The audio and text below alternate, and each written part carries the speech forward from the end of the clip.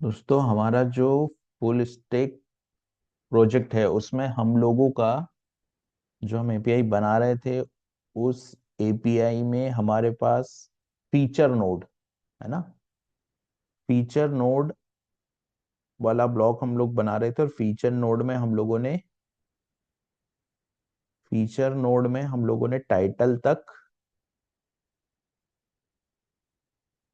Title field जो है वो बना ली थी। मतलब हमारी एपीआई का जो स्टेटस है वो कुछ इस तरीके का था।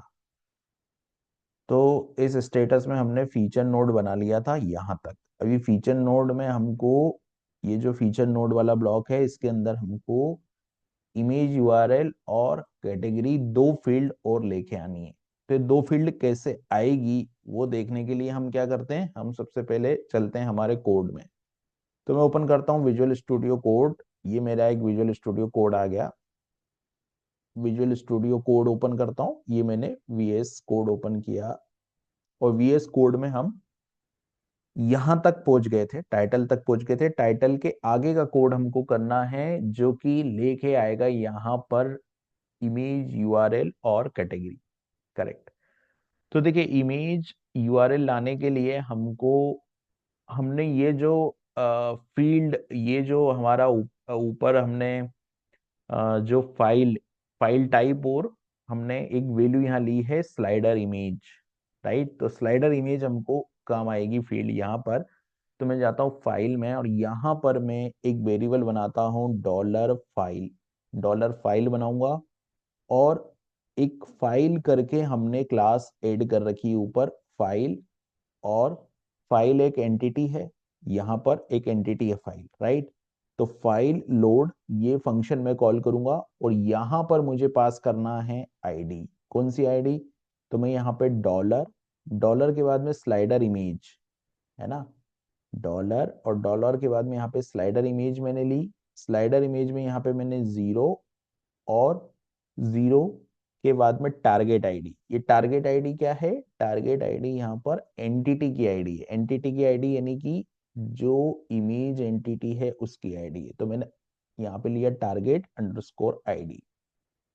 इससे क्या होगा ना कि इससे पूरा डेटा, इमेज का जो फाइल का डेटा है वो यहाँ पे आ जाएगा। यहाँ पर सेमी कॉलम लगा के सेव कर देते हैं डेटा को। तो ये आ गया मेरा फाइल। इसको थोड़ा सा जूम पे कर लेता हूं मैं और यहाँ पर अगली लाइन पे चलते हैं।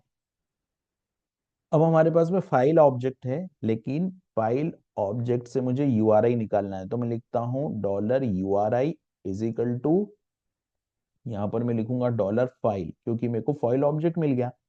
और इसका एक फंक्शन होता है गेट, गेट फाइल और गेट फाइल यूआरआई, जो कि हमने पहले भी यूज किया है। तो गेट फाइल यूआरआई ले लिया मैंने फंक्शन, गेट फाइल यूआरआई आ गई। अब यूआरआई से यूआरएल जनरेट करने के लिए ड्रुपल की एक सर्विस होती है जिसमें मैं यूआरएल जनरेटर लिखूंगा। यूआरएल जनरेटर ये एक वेरिएबल है और यहां पर मैं ड्रुपल की एक सर्विस कॉल करूंगा। तो मैंने लिखा ड्रुपल, और ड्रुपल की वो जो सर्विस है उसका नाम है फाइल यूआरएल जनरेटर। तो उस सर्विस को मैं यहाँ कॉल कर लेता हूँ।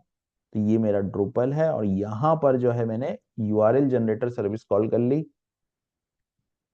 अब मुझे यहाँ पर इस सर्विस का ऑब्जेक्ट मिल गया। इस सर्विस के ऑब्जेक्ट से मेरे को यूआरएल निकालना है। तो मैं यूआरएल निकाल के और उसको डेटा में ऐड करूंगा। तो मैं क्या लिखूंगा यहाँ?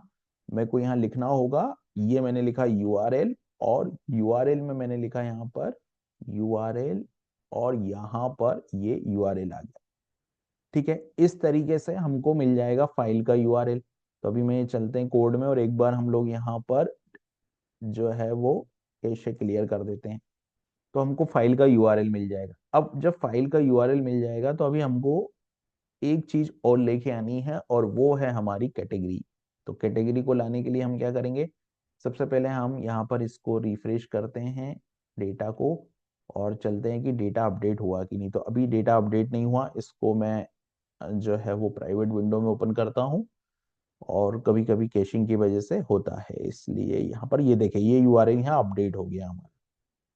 अब हमको अगला काम जो है वो क्या करना है, वो ये करना है कि हमको लेके आना है यहाँ पर कैटेगरी। तो कैटेगरी हम जो पहले लाए थे उसी तरीके से लाएंगे। सबसे पहले हम यहाँ पर जो हमारी फील्ड है न्यूज कैटेगरी जो हमने ली थी, कहाँ पर ली थी, यहाँ पर एक फंक्शन हमने बनाया था और यहाँ पर ये फील्ड हमने ली थी। तो ये पूरा कोड मेरे को एज इट इज यहाँ यूज करना है। इस पूरे कोड को मैं को यहाँ यूज करूंगा एज इट इज। तो मैं यहाँ जाता हूँ और यहाँ पर मैं इस कोड को पेस्ट कर देता हूँ। इसको थोड़ा फॉर्मेटिंग कर देते हैं हम लोग। ठीक है, तो यहाँ पर क्या हुआ, टर्म यहाँ पर सबसे पहले आएगा ये, और यहाँ से मिलेगा अगर कैटेगरी सेलेक्टेड है तो वो आएगा, और यहाँ पर जो कैटेगरी सेलेक्टेड होगा और उसके बाद में यहाँ पर टर्म नेम आएगा। तो ये जो वैल्यू है वो आ गई है। अभी यहाँ पर अगर आप देखोगे तो ये कोड यहाँ सबसे पहले ये बंद हो रहा है। अभी इसको कोड थोड़ा व्यवस्थित कर देते हैं। ये इफ कंडीशन यहाँ है, इफ कंडीशन यहाँ बंद हुई है, फिर ये इफ कंडीशन यहाँ स्टार्ट हुई है, इफ कंडीशन यहाँ बंद हुई है, ये इफ कंडीशन यहाँ स्टार्ट हुई है, यहाँ बंद हुई है, ये कंडीशन यहाँ स्टार्ट हुई। अभी देखते हैं कोड चला के कोई एरर आती है या कोड एग्जीक्यूट हो जाता है। यहाँ पर जाते हैं तो देखिए टाइटल और यूआरएल तो आ रहा है लेकिन कैटेगरी भी आनी चाहिए। टाइटल और यूआरएल तो आ रहा है लेकिन हमको कैटेगरी भी आनी चाहिए। तो कैटेगरी आने के लिए हमको क्या करना है कि हम एक बार फिर से इस पेज को रीलोड करते हैं। तो देखिए कैटेगरी भी आ गई हमारी। तो अभी पूरा कोड हमारा व्यवस्थित हो गया। लेकिन यहाँ पे थोड़ा कंफ्यूजन हो रहा है। तो ये यहाँ स्टार्ट हुआ, यहाँ बंद हुआ, ये यहाँ स्टार्ट हुआ, यहाँ बंद हुआ, इफ उसके बाद में यहाँ से ये जो ओवर स्पेस आ रहा है इसको बंद कर देता हूं मैं। तो ये पूरा सीक्वेंस यहाँ बन जाएगा, यहाँ से स्टार्ट एंड, यहाँ से स्टार्ट, यहाँ एंड, और यहाँ पर ये स्टार्ट और एंड। तो इस तरीके से हम जो है वो यहाँ से डेटा जो है वो ला सकते हैं। तो हमारा ये वाला जो नोड है वो भी कंप्लीट हुआ। अब हम लाते हैं नेक्स्ट जो चैप्टर है हमारा, वो है ट्रेंडिंग न्यूज। तो अब हम वर्क करेंगे ट्रेंडिंग न्यूज और लेटेस्ट न्यूज पे। तो अभी हमारा 3 ऑब्जेक्ट हमारे क्रिएट हो गए हैं। अब हमको और ट्रेंडिंग न्यूज और लेटेस्ट न्यूज पे काम करना है। उसके बाद में हमारी ये एपीआई जो है वो कंप्लीट हो जाएगी।